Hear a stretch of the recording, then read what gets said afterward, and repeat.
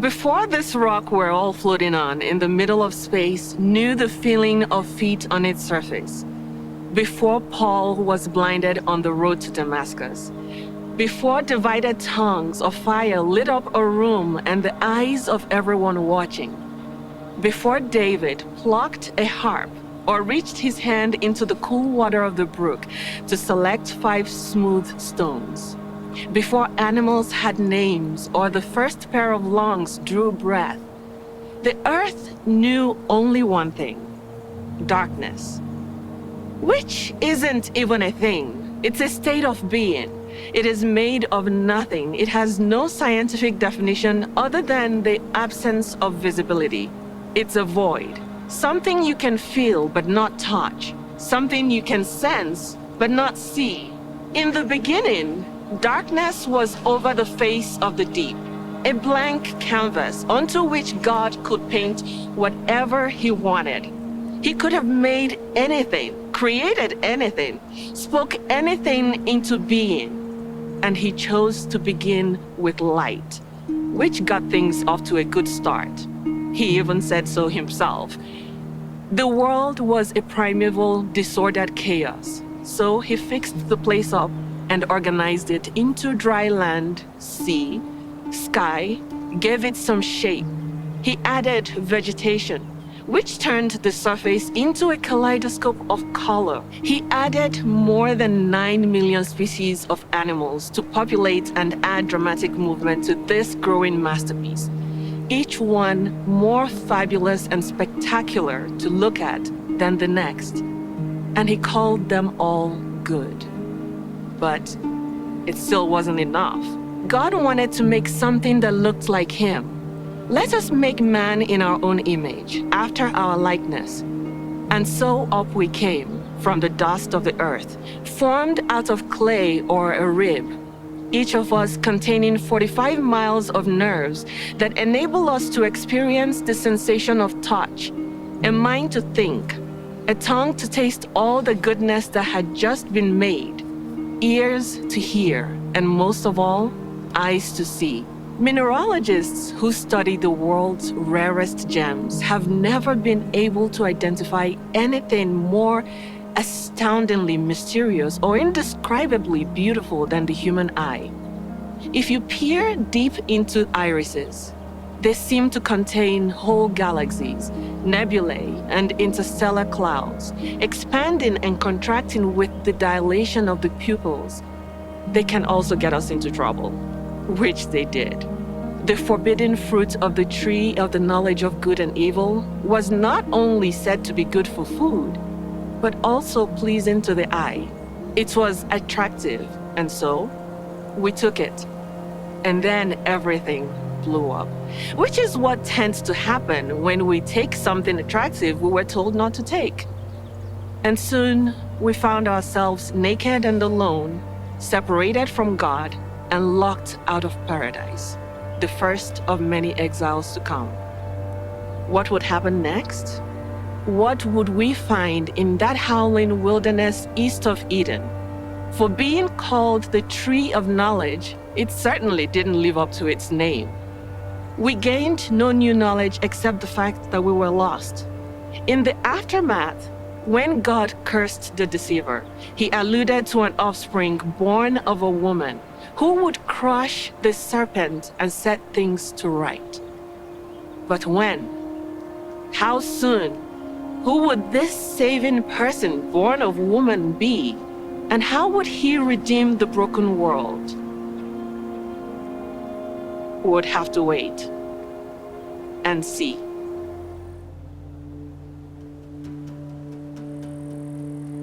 Things went downhill pretty fast.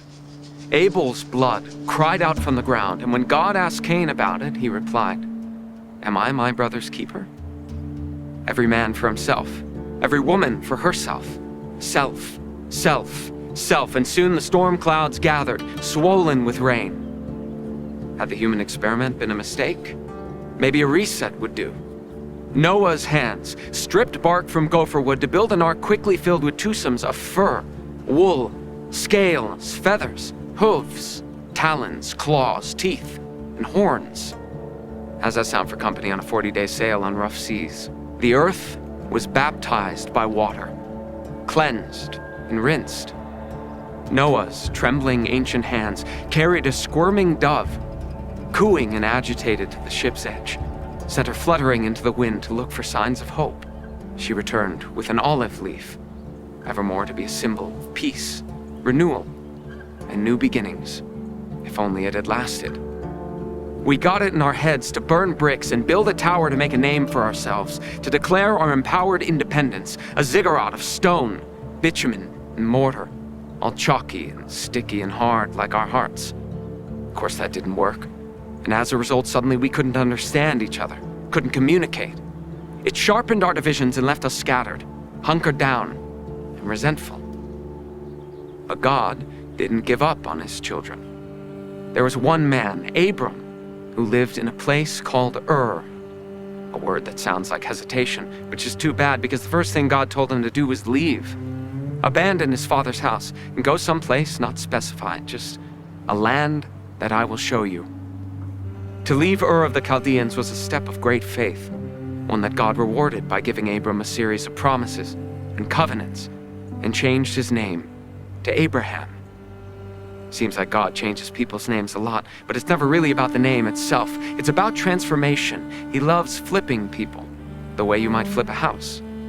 He loves giving people a spiritual makeover, a fresh start. That didn't mean it was easy. Coarse rope rug-burned little Isaac's bound hands as Abraham laid the cold blade to his neck before an angel cried out at the last second, and a ram was provided instead. We should have seen it coming all along. Salvation at the 11th hour. An alternate sacrifice offered on our behalf. An undeserved emergency exit. Redemption against all odds. Not that we noticed. We still tried to do things our own way. Jacob wrapped his arms in the shaggy fuzz of goatskins to deceive Isaac and lay hold of his birthright, tooth and nail. He ended up laying hold of himself, in the sweat-slick strain of wrist locks and half-Nelsons, and the blinding pain of a hip joint popped out of socket when he wrestled with God, demanded a blessing, and received a new name, Israel. From then on, the name used to describe the people who follow God. He limped for the rest of his life and had 12 sons who would become 12 tribes through whom it was said the earth would be blessed. But not before those 12 tribes were enslaved by Egypt in a cruel nightmare that involved infant boys being drowned in the Nile because Pharaoh felt threatened and insecure. Wouldn't be the last time a tyrant ordered the genocide of infant boys. But there was one woman who hid her son from the terror. And when she could hide him no longer, placed him in a basket made of bulrushes, daubed with pitch, set him afloat among the reeds of the Nile. The act itself a watery, whispered prayer for someone to deliver God's people from bondage. Enslaved, burdened, and full of despair, we waited.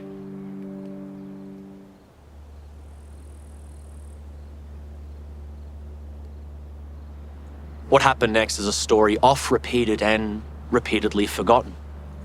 A burning bush, a stick turned to a snake, a leprous hand, a lot of back and forth, and 10 plagues later, Israel finally tasted freedom when Moses led them out of Egypt. Years after, some would say they could still smell the salt mist swirling violently up from the parted Red Sea. Could still see Miriam leading the women in a dance with their timbrels after the waters closed in on the chariots. Could still taste the provision of manna and quail in the wilderness. But the memories faded, and we soon forgot all that God had done. We lost faith, lost direction, and wandered around complaining for years.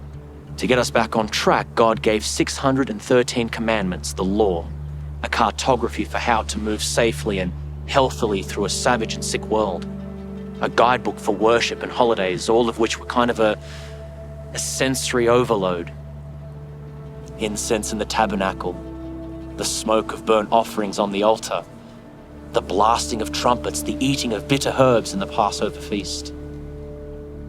After many wars and heartaches and miracles, God's people at last made their home in a land flowing with milk and honey.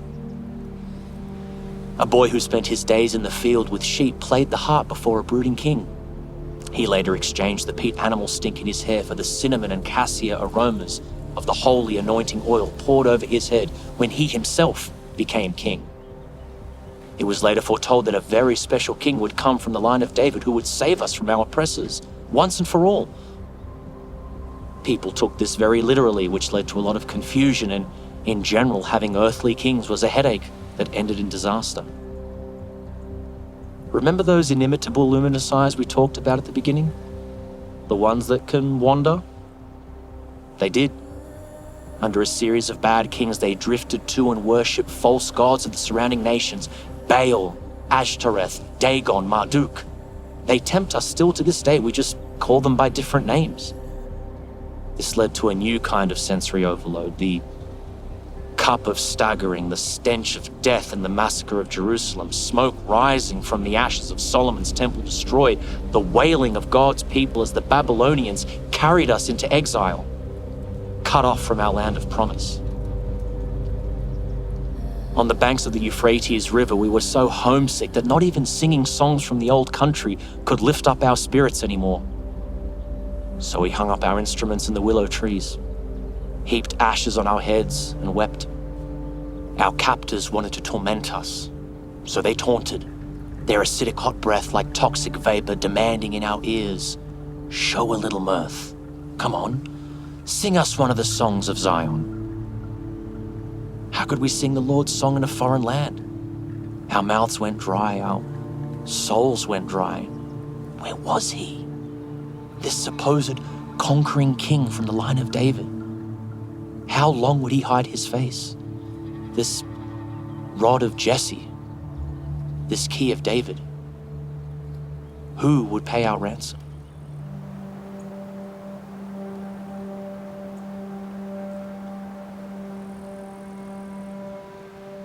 I wish you could have heard it.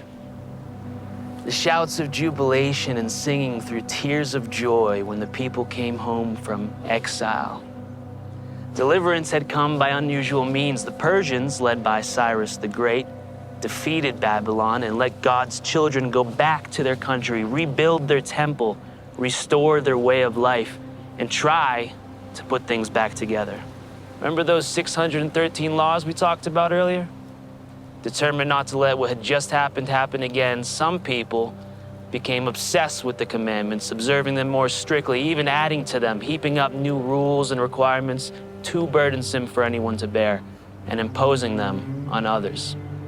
Some became ostentatious in our appointed feasts and showy displays of vain offerings and over-the-top convocations. Even God himself grew weary of the whole charade, wishing only for the fidelity of our hearts, not our expensive performances of worship.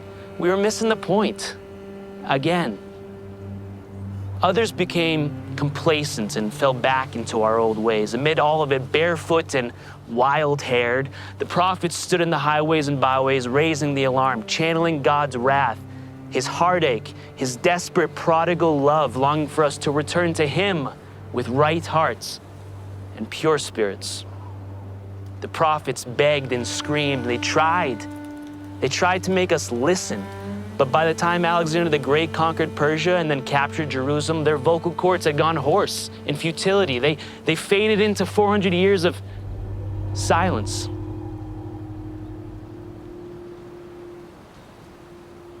Silence, like darkness, is an abstraction. It's invisible, untouchable, and when it's coming from God, unbearable. There's a kind of violence in it, a soundless slam door that suggests abandonment. Deus absconditus. Rulers, they came and went. The Seleucids, the Hashmoneans, finally Rome with her onerous taxation and violent contempt. And still, none of it was worse than the silence of God. Until one cold night in the city of David, all of that crushing absence of a divine voice, all of that bottomless spiritual darkness that enveloped the world was shattered by the cry of a baby. A song in the heavens sung to blue-collar third-shift workers in the night, and later their own voices proclaiming the news to anyone who would listen. Hope was finally here.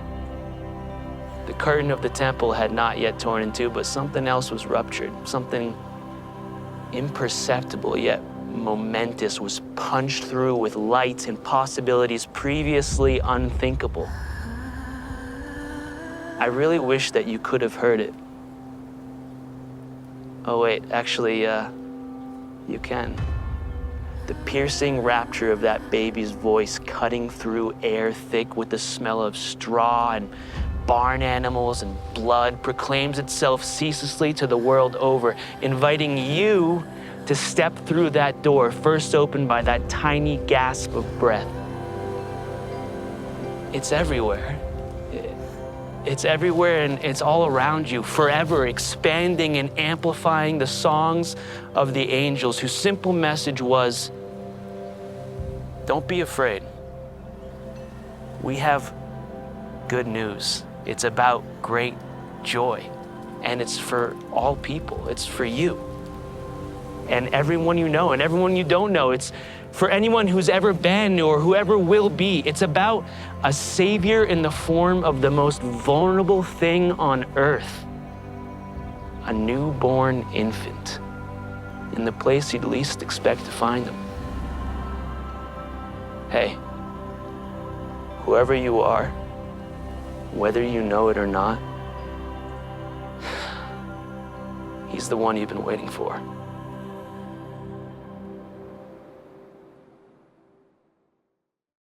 Hey, it's Dallas, I'm the creator of The Chosen. Thank you so much for checking out our video. I'm actually standing on the set of season 2 of The Chosen right now. Got a quick favor to ask of you.